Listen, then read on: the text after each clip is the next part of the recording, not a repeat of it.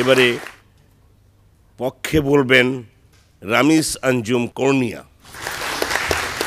গাহি সাম্যের গান, মানুষের চেয়ে বড় কিছু নাই, নহে কিছু মহিয়ান।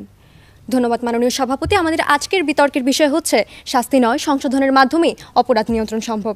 বিষয়ের পক্ষে অবস্থান করছি। হ্যাঁ, মানুষ, কিন্তু সেই মানুষই আজকাল জড়িয়ে পড়ছে নানা ধরনের অপ্রীতিকর ঘটনার সঙ্গে এবং অপরাধের সঙ্গে।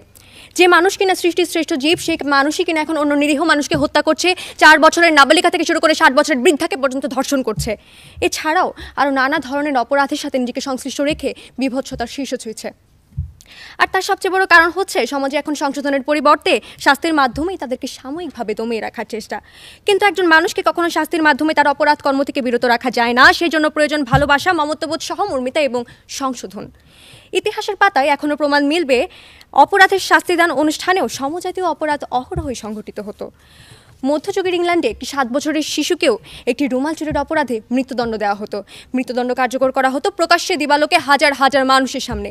কিন্তু সেই বলিদান মাঠ বা এক্সিকিউশন গ্রাউন্ডে যে মানুষের সমাগম হতো, সেখানেও মানুষের পকেট কাটা পড়তো, রুমালও চুরি হতো। তাই আধুনিক মানুষ যদি মনে করে থাকে এ ধরনের অমানবিক কোনো শাস্তিতে একটি দেশের অপরাধকে দমিয়ে রাখতে পারবে, তাহলে তা সম্পূর্ণ ভিত্তিহীন বলে আমার দল মনে করছে।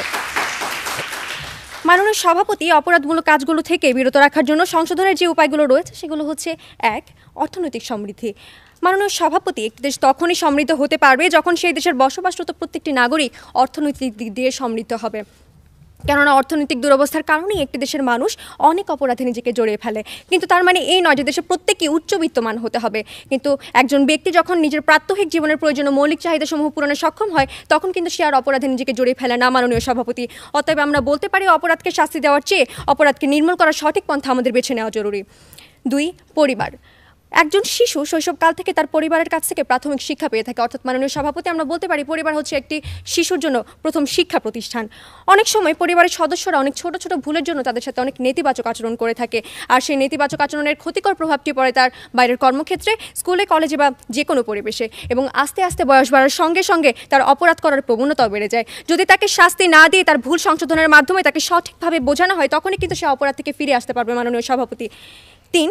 বেকারত্ব দূরীকরণ। বেকারত্বের সমস্যা মাননীয় সভাপতি একজন ব্যক্তির অপরাধী হওয়ার পিছনে মুখ্য একটি কারণ। আমাদের দেশে অনেকেই আছে যারা শিক্ষাগত যোগ্যতা এবং বিভিন্ন ধরনের ডিগ্রি অর্জনের ফলেও বেকার রয়ে যায়, যার ফলে তারা হীনমন্যতায় ভুগতে থাকে এবং একটি সময় অনিচ্ছাকৃতভাবেই তারা নানা অপরাধে নিজেকে জড়িয়ে ফেলে। মাননীয় সভাপতি, আমরা জানি অলস মস্তিষ্ক হচ্ছে শয়তানের কারখানা। সেই ক্ষেত্রে তাদেরকে কাজের মাধ্যমে ব্যস্ত রেখেও কিন্তু অপরাধ প্রবণতা কমিয়ে আনা সম্ভব। মাননীয় সভাপতি, যদি দেশের বেকারত্ব সমস্যা নির্মূলের পর্যাপ্ত ব্যবস্থা নেওয়া হয়, তাহলে অপরাধের প্রবণতাও দিন দিন হ্রাস পাবে। 5. সুস্থ সাংস্কৃতিক বিকাশ। নেতিবাচক চিন্তা চেতনার থেকে বেরিয়ে আসার জন্য প্রয়োজন একজন ব্যক্তির সাংস্কৃতিক চর্চা, যার ফলে ব্যক্তি নিজের মানবিক মূল্যবোধের উন্নতি সাধন করে নিজেকে সবসময় অপরাধ কর্ম থেকে বিরত রাখতে পারবে। কেননা মাননীয় সভাপতি, শাস্তি দেওয়াটা কিন্তু আমাদের প্রধান লক্ষ্য নয়, আমাদের প্রধান লক্ষ্যটি হচ্ছে অপরাধটাকে দমন করা।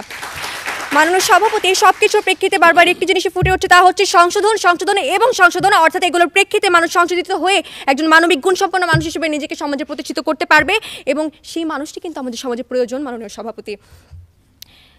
সভাপতি, পৃথিবীতে অনেক দেশ আছে যেখানে কোনো কারাগার নেই। সেই দেশগুলোর মধ্যে ফিনল্যান্ড একটি।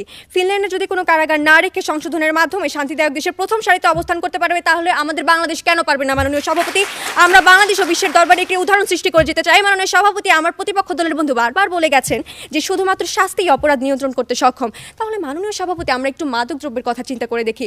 মাদকদ্রব্য সেবনের কারণে কিন্তু আমাদের দেশে সেই মাদক সেবনকারীদের বিরুদ্ধে অনেক ধরনের শাস্তির ব্যবস্থা করা হয়েছে। তারপরে কি সেই মাদক সেবন কমেছে? প্রশ্ন রেখে যাচ্ছি। পারবে না। অপরাধ তখনই থামবে যখন অপরাধীর আত্মপরিশুদ্ধতা আসবে। মাননীয় সভাপতি, যার জন্য প্রয়োজন সংশোধনমূলক ব্যবস্থা, যা আত্ম অনুশোচনা জাগিয়ে তুলতে পারবে একজন ব্যক্তিকে অপরাধ করার প্রবণতা থেকে ফিরিয়ে আনতে পারবে। যে শাস্তির পর অপরাধীর পার্থিব জীবনের কোনো বোধ থাকে না, সেটি কখনো শাস্তির পর্যায়ে পড়ে না। মাননীয় সভাপতি, তাই নেপোলিয়নের সে বিখ্যাত উক্তি, আমাকে একটি শিক্ষিত মা দাও, আমি তোমাদের একটি শিক্ষিত জাতি দেব। সেই শিক্ষিত মা আমরা তখনই পাবো যখন ভালোবাসা সম্প্রীতির মাধ্যমে গড়ে উঠবে আমাদের এই দেশ এবং জাতি আরোহণ করবে উন্নতি চরম শিখরে। সেই সব কিছুর দিক বিবেচনা করে আমি বারবার বলবো, শাস্তি নয় বরং সংশোধনের মাধ্যমে অপরাধ নিয়ন্ত্রণ সম্ভব। ধন্যবাদ মাননীয় সভাপতি। এ পর্যায়ে বিপক্ষে বলবেন সরকারি তোলারাম কলেজের